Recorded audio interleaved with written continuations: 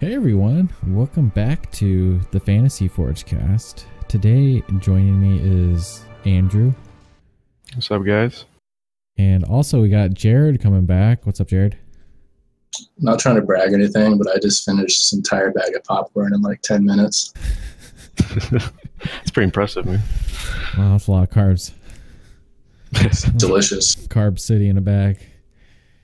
So today we're going to be talking about getting Jaryd interested in Pantheon. So we're going to try to sell it to him, I guess. Talk about all the good stuff about the game, maybe the bad stuff, and see what he thinks about it, because Jaryd played a lot of World of Warcraft. That's pretty much where he started out with, right, Jaryd?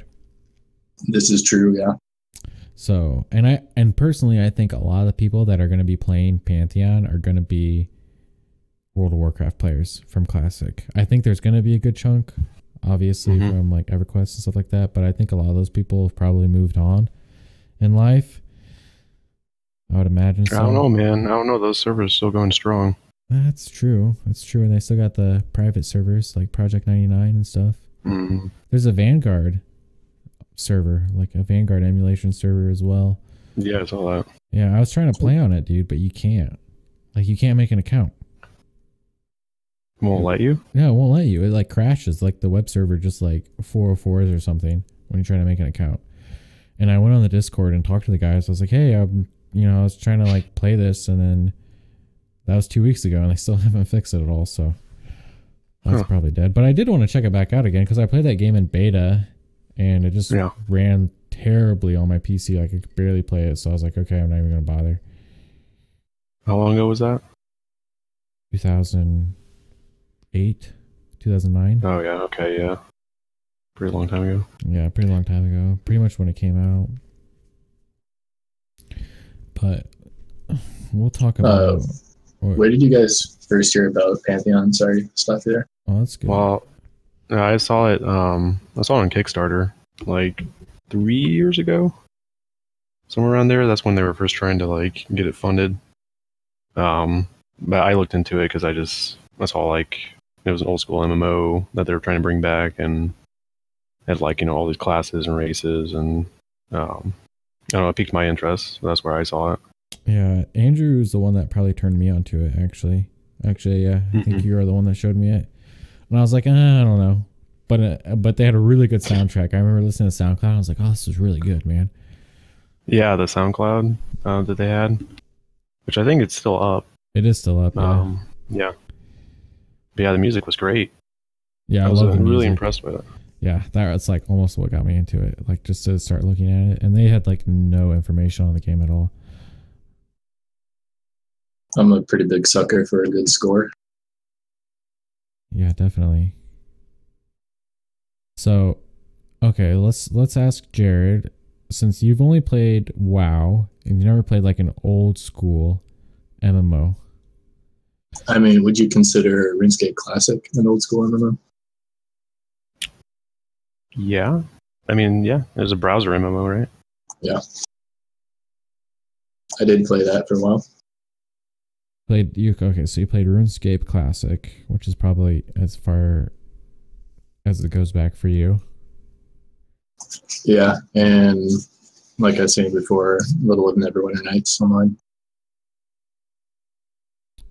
So I'm not sure how challenging RuneScape Classic was, but Pantheon is supposed to be very, very, very difficult. Like, in order to do anything in the game, you have to be with people.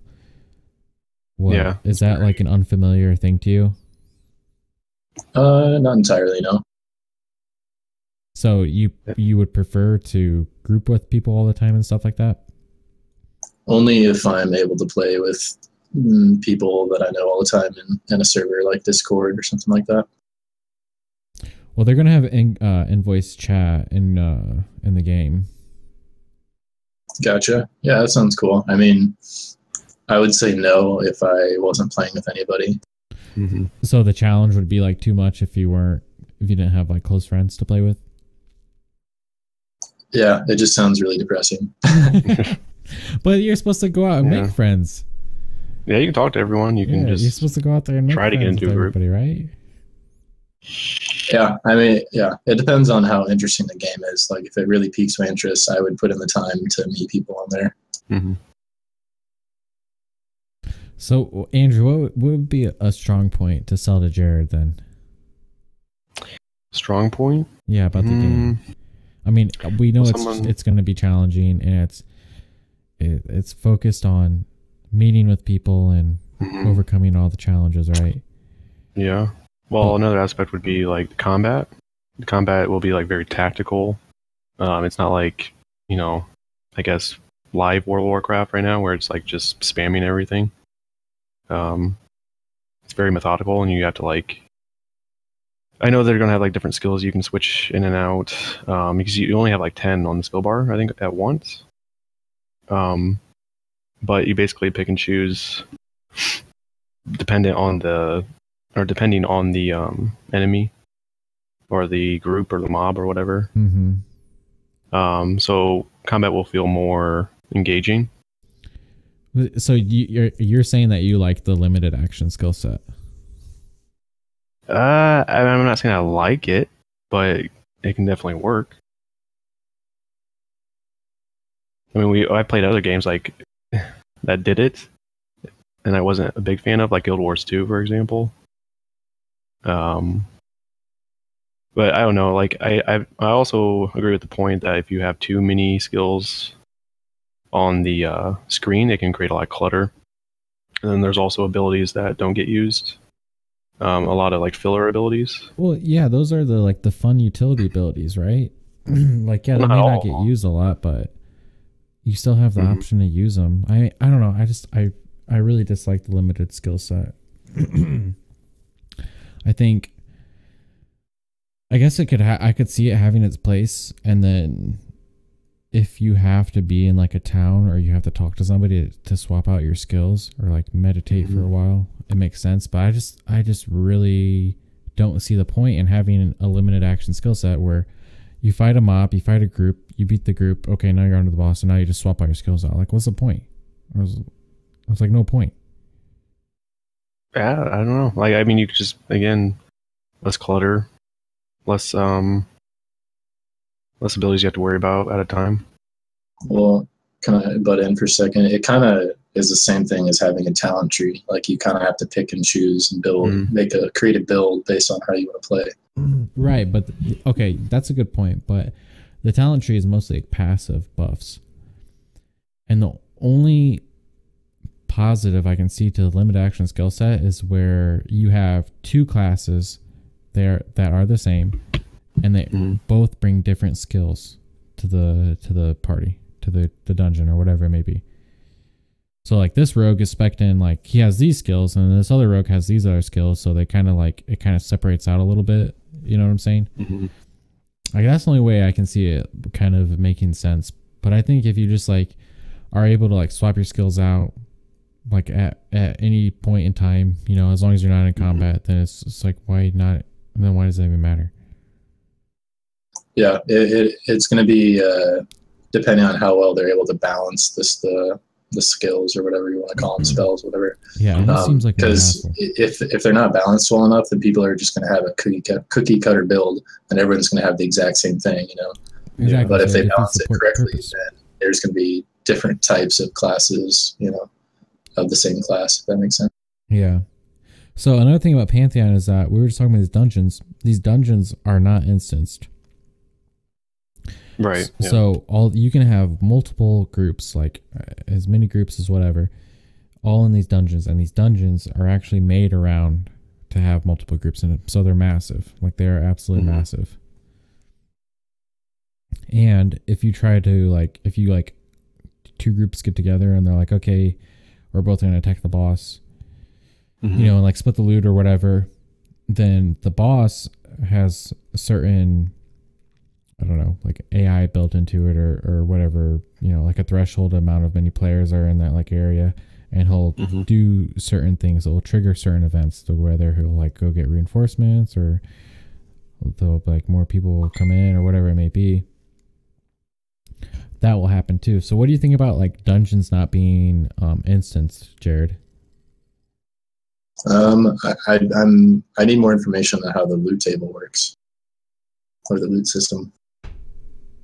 Like if you're sharing loot with another group of people, or if you're just going to have larger groups, are you going to have to run it multiple times, and are there going to be lots of like trash mobs? I think or there is it will just going to be be like, yeah, there will be competition over stuff, but in your group, whoever does the most damage is who gets allocated to the loot, if that makes sense.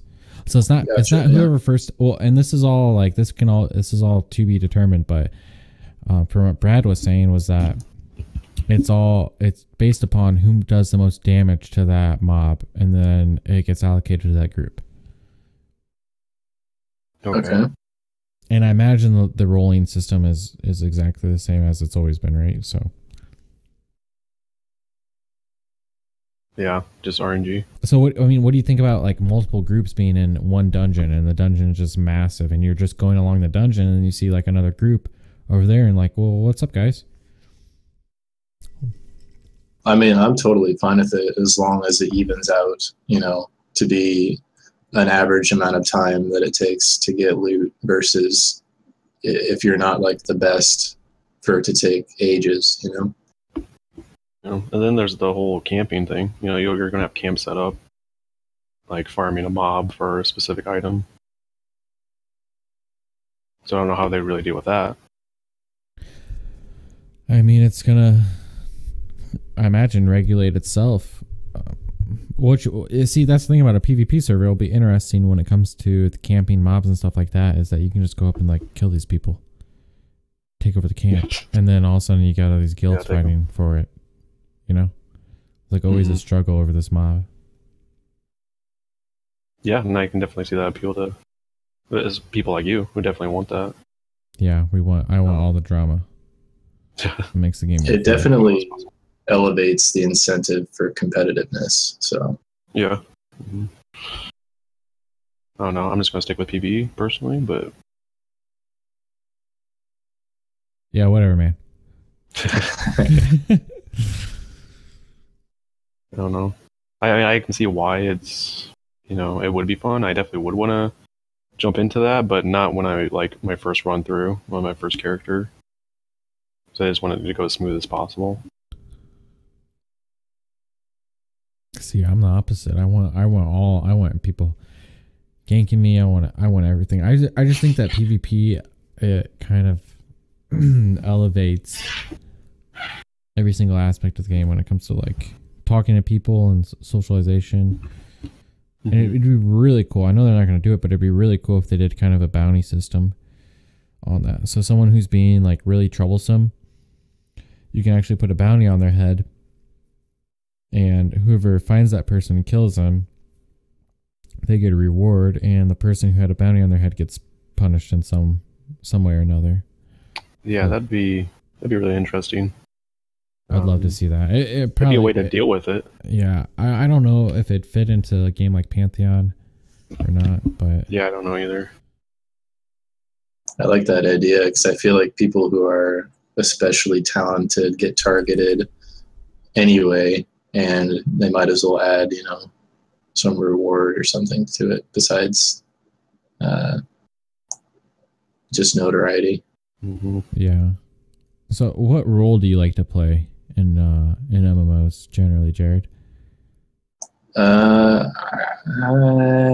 don't know. I like all of them, honestly. Tanking is really fun for me. I'm currently playing a healer in WoW, and I'm really enjoying that. But it is quite passive.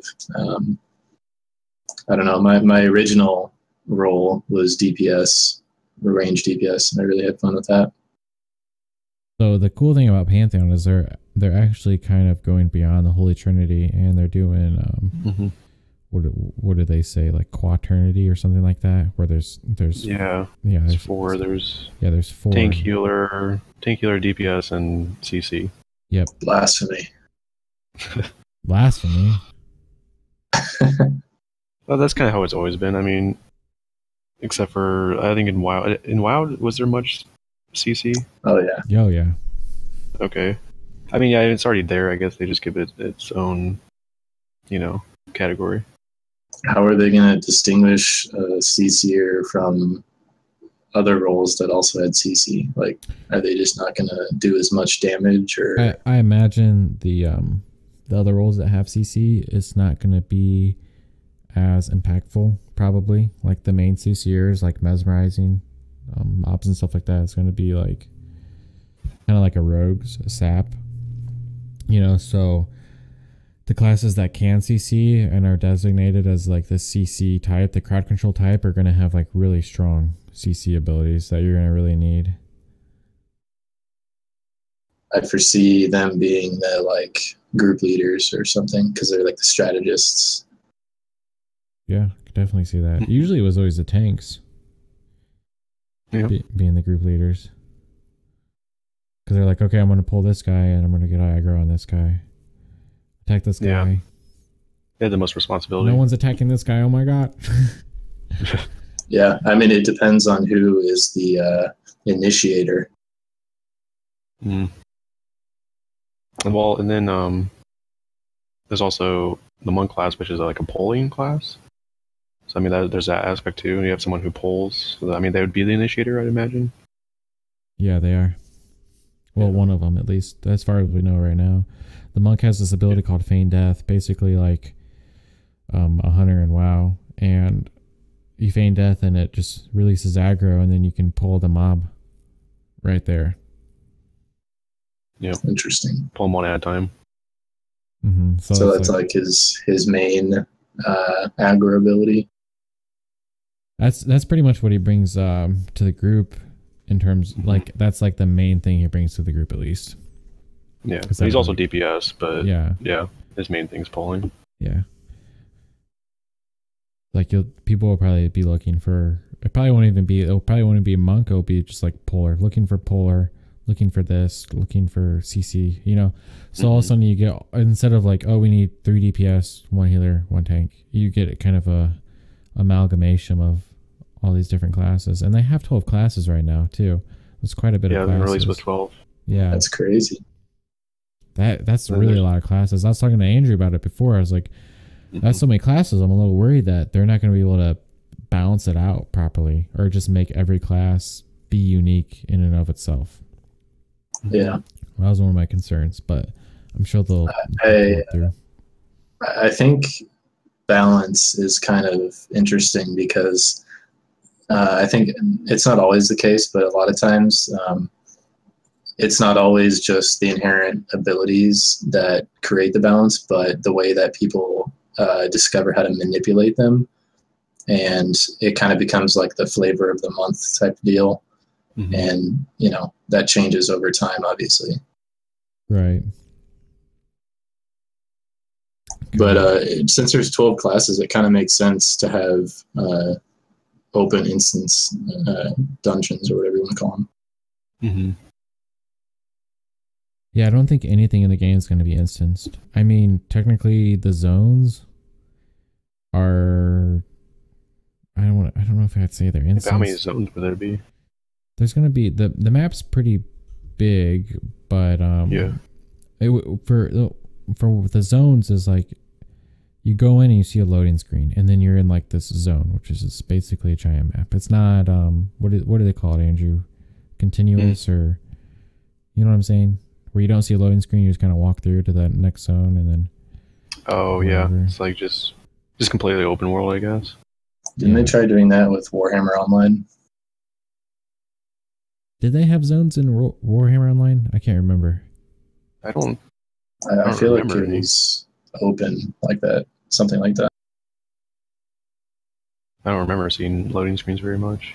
Because what I meant is I just remember like seeing a bunch of people doing a quest, and I would just go near them, and I was automatically put in like some type of quote unquote group, and we all got the achievement or whatever. Oh yeah, that's what do they call those? They had those type of quests in Rift as well.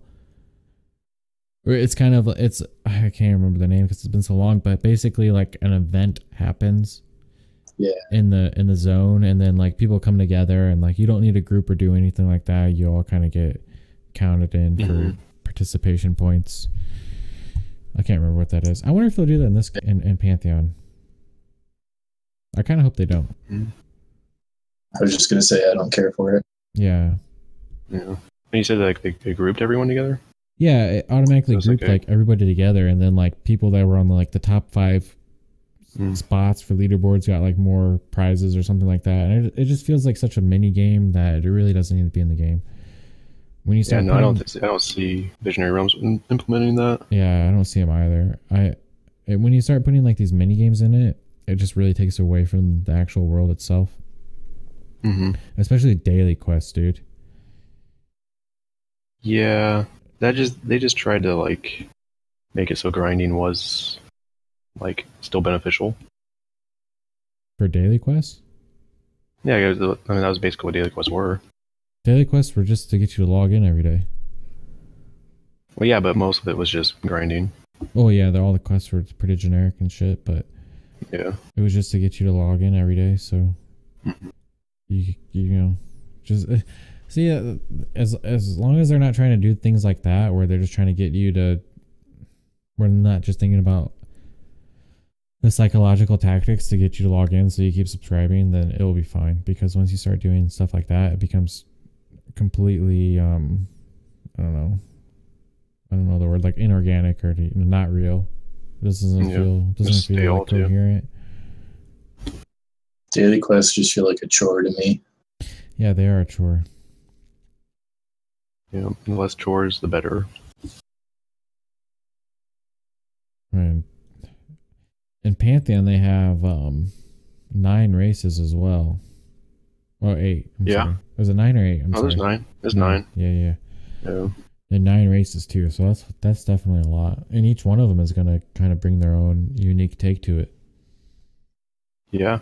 I mean, for the most part, they're not cookie cutter, really. I mean, some of them are. Like, obviously, humans, you can't really do different things with humans because they're just humans. Mm-hmm. But I know like the halflings are they're not like, they even said in their post, they're not even close to token hobbits. If you read their backstory, they're actually like really different in terms of like the lore and everything.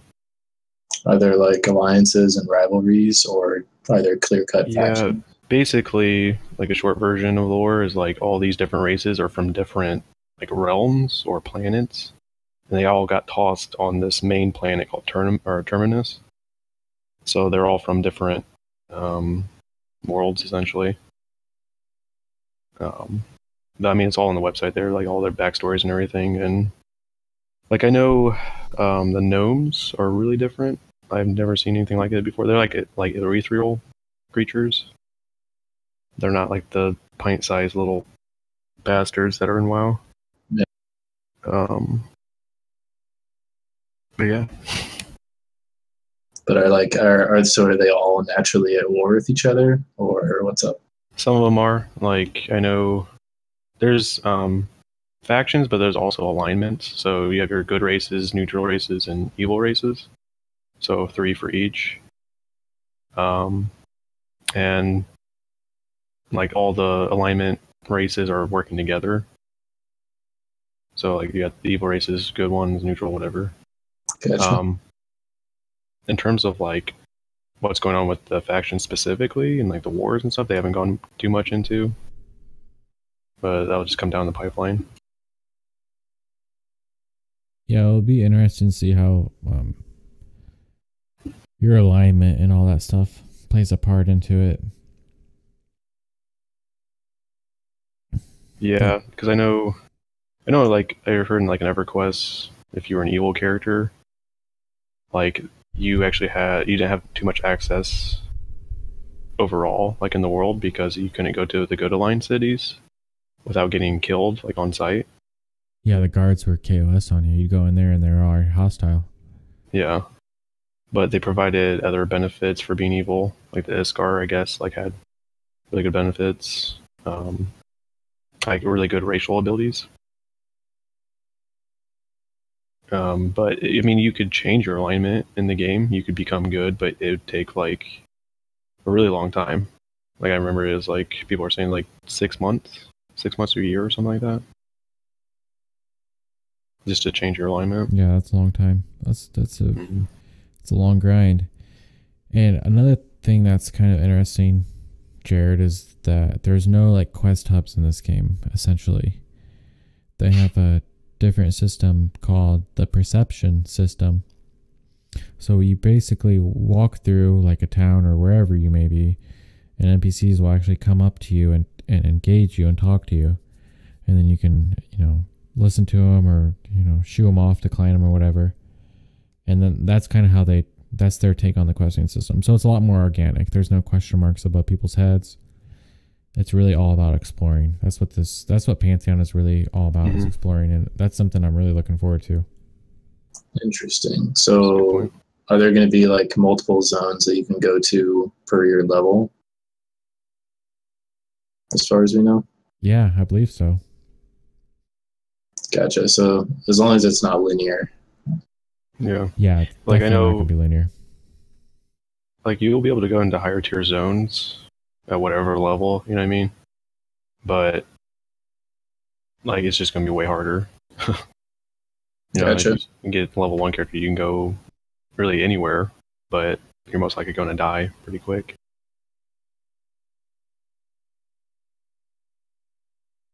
Unless you have like a group that's higher level, which that's another thing that we can mention is the mentoring system. So if you're new to the game, you can have someone, like if your friend's been playing for a while and you jump in, they can take you on and as their like apprentice type thing. And then you both get bonuses for it. Like they help you out and then they get I don't know if they explained like the reward for the mentor, but no, they didn't. They just said it was going to be in the game pretty much. Yeah.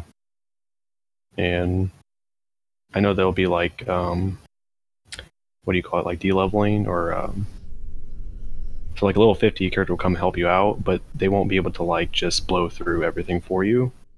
Oh, it'll be scaled.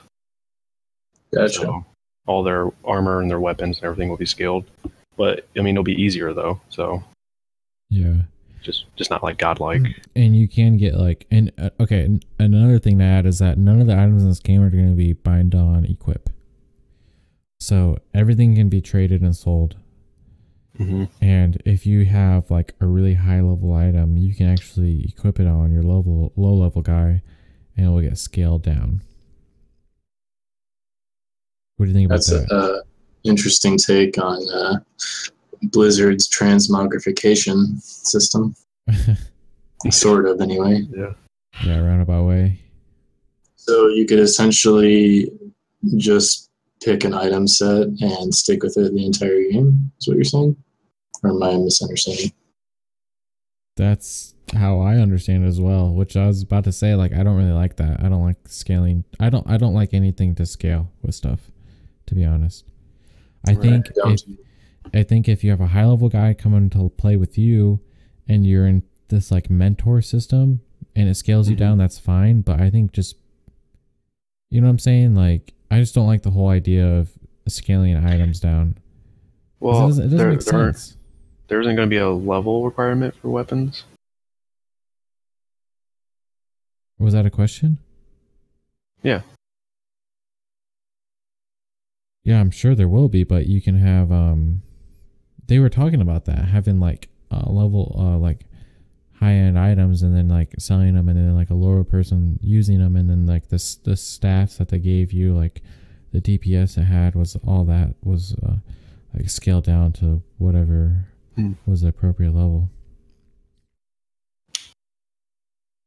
Okay. Yeah, I don't know. I'm not sure how I feel about the scaling. Yeah, I don't like scaling it. They did that in another game as well, but they took it a step. They definitely took it further, where you'd go into a zone and then like you're like level 50, and then you go into a level 10 zone, and all of a sudden you're level 10 with like all the stats of level 10, and it's like what?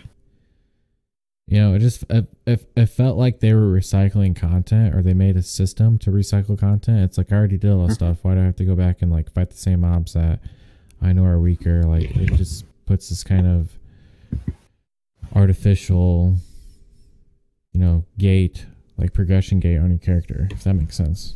That's how I felt about it. But it's not as bad in Pantheon. I'll tell you that. As far as I understand, and I could be wrong, but I'm like almost 100% sure. I remember them saying that in their first podcast, their first stream, that they were talking about scaling stuff. But I'm pretty sure they are, because there's the markets are totally open. And actually, since we're talking about the markets, is that there's no global auction house in this game, which I think is really cool. It will be an auction house like per kind of like area, like really large area. You go to a main city, and you go to main city, and like everything on the auction house is like has its own little market. So if you really wanted to, you could actually become like a dedicated flipper in this game. Go buy something cheap over here, go settle over here for higher. Like you take note of how much all these items are selling for, or these mats. You travel over here, or have your friend over there buy those items cheaper, sell them, send them over to you. You're over there, and you pump them on that auction house. Like there's a lot of room for that, and I really like that. I really like not having a global auction house, because it makes everything a lot more personalized. Someone's gonna create like a price checker website. Oh, I'm sure, dude. That's that's another thing, is that like, and when EverQuest came out, it was what, 99? Yep. And like the internet was like, there's just the technology wasn't there yet. So now they're just gonna have like so many like tools to play this game with, and all this like yeah. I'm interested to see how it will go. Yeah. The one thing they're not doing is giving you a lot of room with add-ons. I think the only add-ons that they're going to let you have are just UI. Yeah, UI add-ons. Customize your UI, which I personally like. I'm cool with that. Yeah. No scripting or anything going on. Yeah. Nothing to make the game easier. Stuff like that.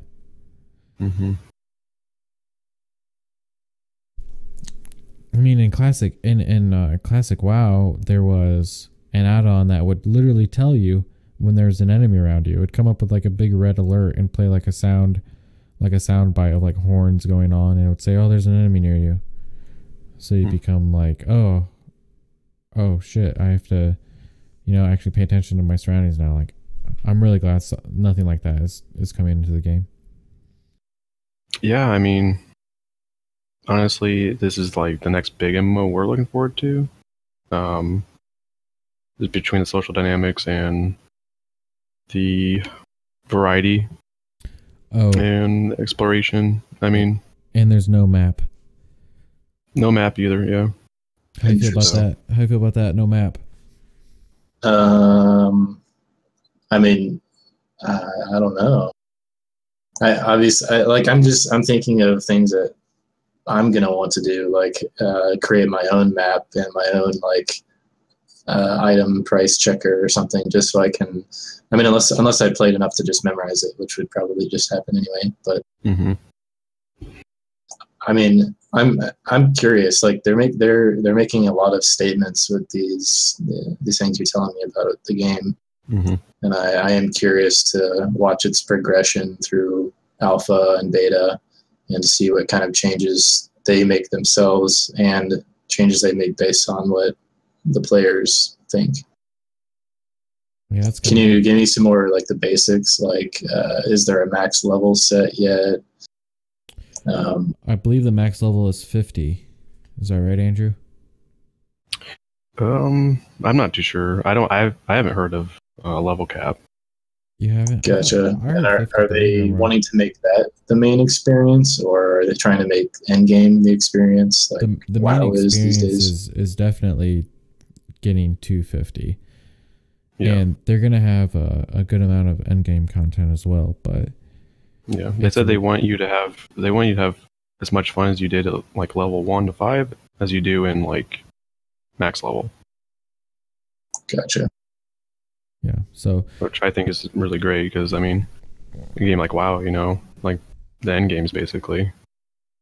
Yeah, and a game like that are really pretty much. We say WoW, but we pretty much mean every other MMO that has come out since then Yeah. is that it's just, okay, you're level 1 now. What's the fastest way I can get to max level? Because that's when the game really starts, right?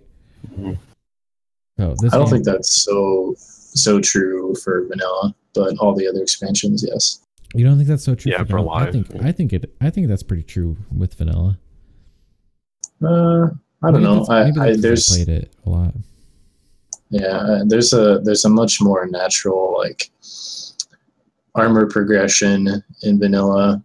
I like watching how the artwork of the armor changes. It gets more detailed and bigger. Usually, I have a lot of fun with early instances, and even one all the way to level 60. I have fun doing everything basically. And you can still do battlegrounds. There's twinking, stuff like that. Right. Yeah, there is a lot to offer, but yeah, you're right. When I first played it, it was really all about the experience and like just leveling up, and I don't know what it is now, man, but it just seems like since we're so used to all these MMOs coming out, it's just like I think we're expecting the best things to come from the later levels, if that makes sense. Mm-hmm. Like you're expecting all the fun to happen at the end game. Maybe that's because all of them have just been garbage, to be honest. Yeah. Well, and there's this sense of, okay, I'm one person in the sea of the internet that has, everyone's connected to it, so I want to be the first to achieve this goal. Yeah. So that kind of creates a rush right there. Yeah, bragging rights for sure. Mm-hmm. And I think So Pantheon, it's gonna be, what did they say to get to max level? It's what, like 6? Not even that long. It wasn't that long. It wasn't super fast, but it wasn't super long either, from what I remember them saying. Because they're kind of, from what they were saying, they're kind of making this game for people that are kind of grown up and don't have a lot of time to dedicate to an MMO. So they were expecting you to feel like you progressed in some way or another within 3 hours of a play session. So if you put in 3 hours a day or so, give or take, that you would feel like your character progressed a little bit. And I know that's not anything like how it was back in a decade ago. Yeah. I mean, like, I don't know, the demographic they're going for with Pantheon is definitely like the older crowd. Like, obviously people from like EverQuest and WoW. So, I mean, most of us are at least in our mid-20s. So that would make sense. Yeah. That's definitely a draw for me. Mm-hmm. And I think back in the day, they just had like this huge vision, of what an MMO should be, and like they didn't really think about the time that they had to put in to just level up a character from the max. Right, and I don't know. I almost feel like you say like level up a character to max in and of itself is just kind of something that might not have been thought of that much back then. I was just like kind of leveling up and exploring and running around, and like the only thing you're really looking forward to is like your next skills that you got from your trainer to kind of play around with or something. I don't know. That's how it was for me though. But I was much younger when I first started playing MMOs and really kind of grasped in. But I think Pantheon, since everything has progressed so much, especially in the MMO genre, that they really kind of need to do like a fresh take on it, which I think they are doing. I really do think they are doing that, especially since they're bringing the old school elements back, which is a big thing that's been missing for like ever. Ever since I can remember. I played like every MMO that's come out, at least given a little bit of a shot, and I haven't seen anything that's anything like no improvements. I think it's because a lot of developers focus on one aspect, but then like forget about the other. What aspect the is other that? Stuff. It's either they like focus just like, oh, we have really good graphics, but the gameplay sucks, or it's just a grind fest. Like Albion? Or Yeah. Remember Pantheon. the Russian developers on it? They spent like how much? They spent like a quarter of their budget, half their budget on just the art, and the rest sucked. Yeah. Yeah, it was. I don't know. I feel like Visionary Realms is actually putting a lot of care into all aspects. You know what I mean? Not obviously they care about the graphics, even though like the graphics still aren't there yet. But they're focused mainly on gameplay first, and then they build everything like around that. Yeah. And it already seems like there's some mystery in the game too, which I really like, because that was like draws me back in, kind of keeps you enveloped in it. What were you gonna say, Jaryd? I've been kind of like thinking off to the side here for a second. So going back to the fact that you're going to be able to do like mentoring or whatever. Say you're only a few levels ahead of your friend, and you want to go back to the previous zone with them, or area, or whatever, and quest them again. Are you going to be able to do those quests again, or are you just going to get XP, while helping them with those? That's a good question. Yeah, that's a good question. I would imagine that you'd probably just help them with it, but I don't know for sure. That's just my guess on it. Yeah. Since you already completed it. It's kind of all coming together for me a little bit, like their vision of this sort of. I don't know if I can explain it well how I'm thinking about it, but I don't know. It kind of, like it sounds like they're trying to make the focus on your personal experience and not so much like how you relate to how everyone else is doing, sort of. And like if you're not so good at the game, you can go back with your friend and kind of like do the previous area and hone your skills or something like that, and continue on after.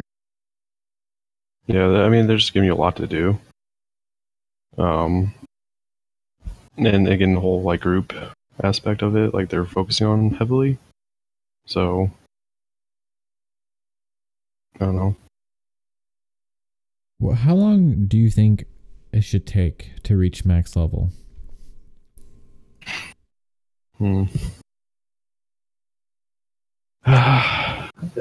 Like how long? How many, often are you playing though? Yeah, how many? Whatever metric you want to use. How many hours per day? How many hours? Whatever, maybe. I think half a year would be good. 6 months of like, not in-game time, right? Not clocked in, but like just kind of no. Holy shit! no, not logged in. I mean, let's say that 6 months for playing. Let's say 3 hours a day. Okay. What about you, Jaryd? Seems a little long to me. Unless the experience is very enjoyable. Yeah. And a lot to do. Yeah. Yeah, and it doesn't feel like you don't get that FOMO feeling, the fear of missing out. As long as that is not an issue, then that would be cool to me.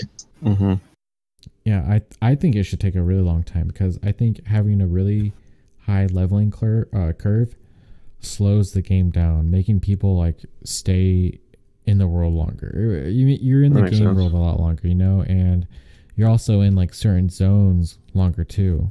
So it could just kind of get a bond with the area, if that makes sense. I feel like if you're just going from this zone to this zone to this zone and leveling up really quick, you really kind of lose a lot of the enticing factors of the world and all the hard work that the people put into it, developing it, especially the zone. Yeah. You have a lot of time to take it all in. Yeah. Yeah, and I think the answer to that question will also change depending on when you ask it, like right at launch versus a year after launch, once people have figured the game out. Yeah, you're totally right.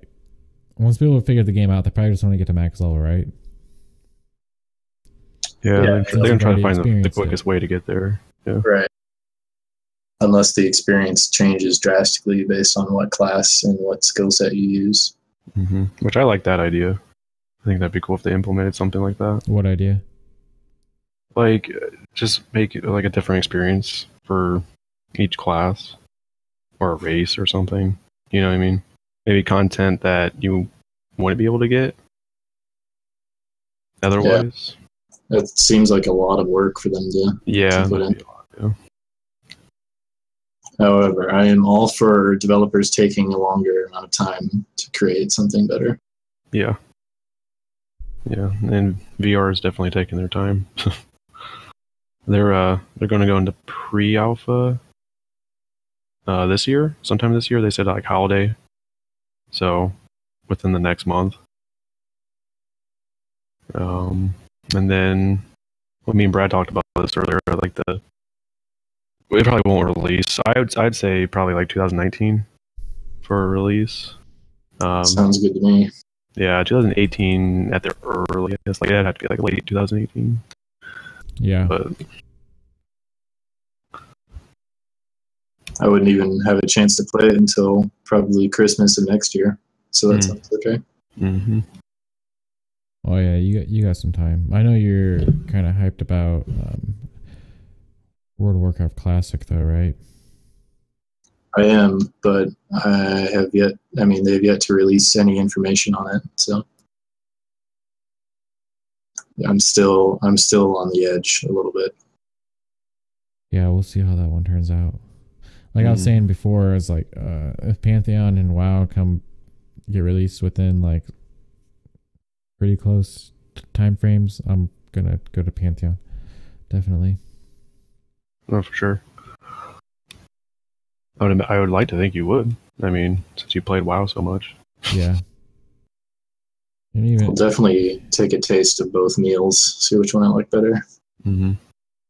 I think you'll like Pantheon more, to be honest. Because I think if you play WoW, here's the thing about going back to classic WoW is that it's honestly never going to give you that same experience again when you first start playing it. You know, now when you play it, it's just about min-maxing, getting to the max level, etc. You don't really need to explore the world anymore. There's no real mystery left because you've seen everything kind of unfold. You've seen all the videos where they go into the zones that you're not supposed to be in, like GM Island or like below Iron Forge and stuff like that. So I think WoW has just lost a lot of its kind of charm over time, and that's to be expected. There's nothing wrong with that. It's still a good game for what it is, but I think Pantheon is like it's definitely something that can bring that back. I really do believe it can be, and that's why I'm most excited for it, because they're putting so much time and effort into the lore and the environments and everything like that, and that's really one of the biggest things that draws you into an MMO. Kind of gets you sucked in. Well, what you said there, what has been the biggest, or how should I say it? It's gotten me interested the most. Like I crave that. I don't know. I'm at a loss for words. I crave that new feeling. You know, something fresh. I want to be an AUG, and I want to have mystery behind things. I want to have my skin, the hairs on my skin perk up when I think about something exciting that I don't fully understand about the game. You know, yeah. Learning new systems over again and stuff like that is where all the fun starts. Definitely, yeah. I've been looking for that for a long time. Yeah, you have. I think this is going to be it. Every MMO that's popped up in the past, I don't know, 5-6 years, I've always looked into getting a try. None of them really gave me that feeling. Yeah, I think the especially closest all the thing I free-to-play got, ones, but yeah, the closest thing I got was probably Lord of the Rings Online when that launched. Lord of the Rings. Yeah, that was fun. That was really fun. Yeah, man. I played that too for a little bit. You did? I totally forgot about that game because I quit so soon. Yeah, that was a really fun game, but the thing that made me stop playing was really the PvP. Back then, I was a big PvPer, and they had this weird ass system about the PvP. It was like monsters. Yeah, you played as a monster. Yeah, you like bugs and shit or whatever, or orcs or whatever it may be, and then it was so weird, and I was like, this doesn't feel like, you know, I put all the time into my character. I want to PvP with my character. It was really weird. They should have just. I honestly think they should have just done a WoW clone where it was you have the orcs and all this stuff on this side, that faction, and then you have like hobbits, elves, humans, dwarfs on the other side. Would have been a lot cooler. But that was a really fun game. But they had that music system in that game too, where you could just equip a loot and then you could play the music on it, and people would like upload their files to play that was like sweet, Thunderstruck or whatever. That was really sweet, man. Playing the Mario theme song. Yeah, I remember all that. I hope to see that in Pantheon. That's such musical a nice addition, dude. We're saying musical instruments that you can like input. Yeah. Just musical instruments awesome. you can play. Like, that was so sweet. Yeah, I'd say it was probably Arcade for me that I came the closest to. Oh, Arcade was a big one too. Yeah, that was a lot of fun. Yeah, of course, it's suffered a lot of problems because of Tryon, but I'm not going to go there. Yeah, they fucked it. Yeah, especially with the land rush and everything. Did you guys play Elder Scrolls Online? Yeah, I played that in tried beta it. and it sucked. Yeah, same. I played in beta and did not like it. I heard it's gotten better. Supposedly. Yeah. I don't know. I don't know. Things that are like a PC game and a console game, I just don't really have an interest in them because they're always getting bottlenecked by the console. You know, that's why all those games have like 6 buttons that you can use with. Like the limited action skill set is 6 buttons because that's how many you can use on a controller comfortably. Yeah, like 6 or 8 or whatever. Yeah, it's just, and then you just get bottlenecked by that, and then all these other things that it's just like whatever. That's what happened with Path of Exile, but that's another thing. So MMOs that are cross-platform like that, I don't really trust them. Yeah, or even MMOs that don't or that use like a really popular IP. I kind of am wary about, like Star Wars: The Old Republic. Yeah. You know, I was really hyped for that game. I was so hyped for that game. Yeah, So was I. I was. I don't even like Star Wars. I'm not even a Star Wars fan. Yeah, I was hyped for and that was such a huge letdown. Yeah, that really was a huge letdown. But on that note, do you guys have anything else to add, Andrew? No, man, it covers it for this week. What about you, Jaryd? I feel like we didn't do as good of a job as we could have for selling you Pantheon, but we did it. We did a pretty good justice. No, you're fine. And honestly, I don't want you to sell it to me. I just want the facts. And I'm going to try and stay away from most of the information, I think, until we get closer to launch, because I don't want to be let down again, like I have time and time again. I don't blame you. Yeah, I don't blame you at all. That's a really common theme for all these games coming out, is that they just let everybody down. Yeah, so maybe every once in a while I'll hit you guys up and be like, how's it going? Does the game still have a positive outlook? And that's all I want to hear, yes or no. Well, we gave you the scoop. Yep. You've been. Yeah, scooped. no, you definitely piqued my interest. So okay, that was our goal, our mission, our MO. Okay. now I just have to fight off the urge to look up more info on it. All right, well, I guess that's it. And this is the Fantasy Forge cast. Joining me was Andrew and Jaryd. Thanks for joining, guys. Yeah, man. Thanks for having me. And this is Fantasy Forge cast logging out.